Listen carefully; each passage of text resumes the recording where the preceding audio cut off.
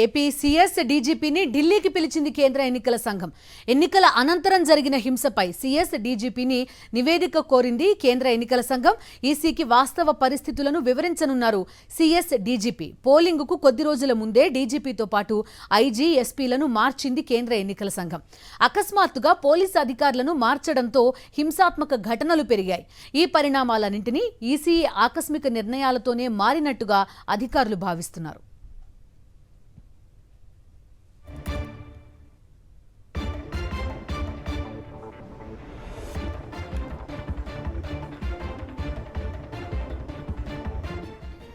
AP CS డీజీపీని ఢిల్లీకి పిలిచింది ఎన్నికల కమిషన్. పూర్తి డీటెయిల్స్ అడుగుదాం. మా కరెస్పాండెంట్ సతీష్ లైవ్లో సిద్ధంగా ఉన్నారు. సతీష్, చెప్పండి. చూసాను చాలా చోట్ల వైఎస్ఆర్ కాంగ్రెస్ పార్టీ నేతలు కంప్లైంట్ చేయడం కనిపిస్తోంది.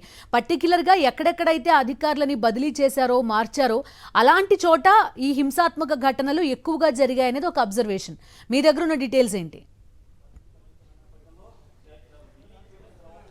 ఖచ్చితంగా బిందు ఇప్పుడు అదే పెద్ద కొంప ముంచిందని చెప్పొచ్చు. ఆంధ్రప్రదేశ్ రాష్ట్రంలో గతంలో ఎప్పుడూ లేనటువంటి కంటే ఎక్కువ స్థాయిలో హింసాత్మక ఘటనలు, పోస్ట్ పోల్ ఆ వైలెన్స్ అన్నది పెద్ద ఎత్తున చోటు చేసుకోవడం. మరి ముఖ్యంగా పల్నాడు జిల్లా కానీ, తిరుపతి జిల్లా కానీ, అటు అనంతపురం జిల్లాకు సంబంధించిన ఈ ఘటనలన్నీ కూడా దీనిపైన కేంద్ర ఎన్నికల సంఘం కూడా సీరియస్ అయింది. అయితే చీఫ్ సెక్రటరీ జవహర్ రెడ్డి, అదేవిధంగా డీజీపీ హరీష్ కుమార్ గుప్తాలను రేపు ఢిల్లీ వచ్చి ఈసీఐకి నివేదిక ఇవ్వాలని చెప్పి సమన్ చేసింది. రేపు ఆ చీఫ్ సెక్రటరీ అదేవిధంగా డీజీపీ హరీష్ కుమార్ గుప్తాలు ఢిల్లీ వెళ్ళబోతా ఉన్నారు. కొద్దిసేపటి క్రిందటే చీఫ్ సెక్రటరీ కార్యాలయానికి డీజీపీ హరీష్ కుమార్ గుప్తా కూడా చేరుకున్నారు. అదేవిధంగా పోలీసు ఉన్నతాధికారులు, ఇంటెలిజెన్స్ అధికారులు, ఇతర ఉన్నతాధికారులు కూడా చేరుకున్నారు. రాష్ట్రంలో ఏదైతే ఎన్నికల తర్వాత ఎన్నికల పోలింగ్ మధ్యాహ్నం నుండి జరిగినటువంటి హింసాత్మక ఘటనలు, పోలింగ్ తర్వాత రోజు అంటే నిన్న జరిగినటువంటి హింసాత్మక ఘటనలు, వీటన్నిటిపైన కూడా నివేదికను తీసుకెళ్లి కేంద్ర ఎన్నికల సంఘానికి ఇవ్వనున్నారు. సో పోలీసింగ్ విషయంలో ఇప్పటికే కేంద్ర ఎన్నికల పరిశీలకులుగా ఉన్నటువంటి ఆ దీపక్ మిశ్రా అబ్జర్వర్ ఎవరైతే ఉన్నారో,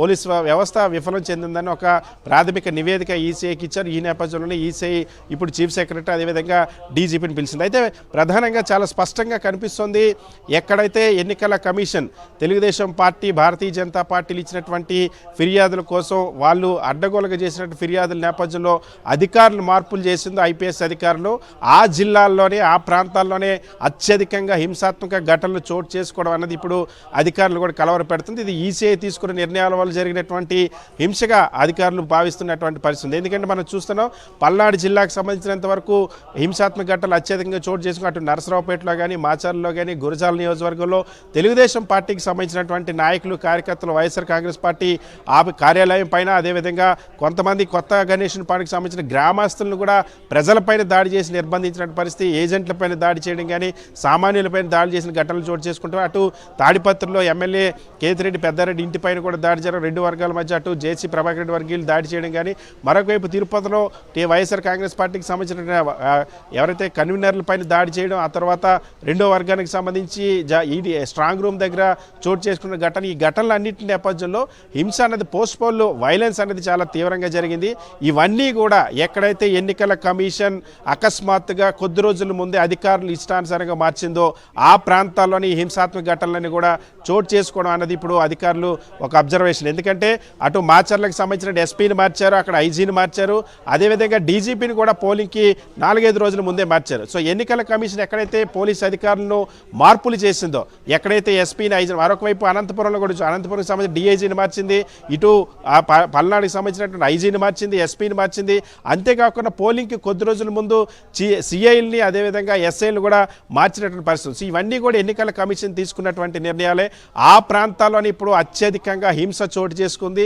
ఎక్కడైతే గతంలో ఉన్నటువంటి అధికారులు ఉన్నారో ఆ ప్రాంతాల్లో హింసాత్మక ఘటనలు జరగలేదు. ఎందుకంటే ఆ ప్రాంతాల్లో ఎక్కడ హింస చోటు చేసుకునే అవకాశం ఉందో అక్కడ ఉన్నటువంటి అధికారులు పూర్తి అవగాహన ఉంది కాబట్టి కంట్రోల్ చేయగలిగారు. ఇక్కడ కొత్తగా వచ్చినటువంటి అధికారులు ఇందులో వైఫల్యం చెందారన్నది ఇప్పటికే ఈసీఐ కూడా అబ్జర్వ్ చేసింది. కొద్దిసేపటి కిందట ముఖేష్ కుమార్ మీనా ప్రెస్ మీట్లు కూడా చాలా స్పష్టంగా చెప్పారు, ఎక్కడైతే పోలీసుల వైఫల్యం ఉందో వాళ్ళపైన కూడా చర్యలు తీసుకుంటామని. సో ఇప్పుడు ఈసీఐ ఖచ్చితంగా కొంతమంది పైన చర్యలు తీసుకునేటువంటి అవకాశం కూడా ఉంది. రేపు చీఫ్ సెక్రటరీ అదేవిధంగా డీజీపీ ఇద్దరు కూడా నివేదిక ఇవ్వబోతున్నారు.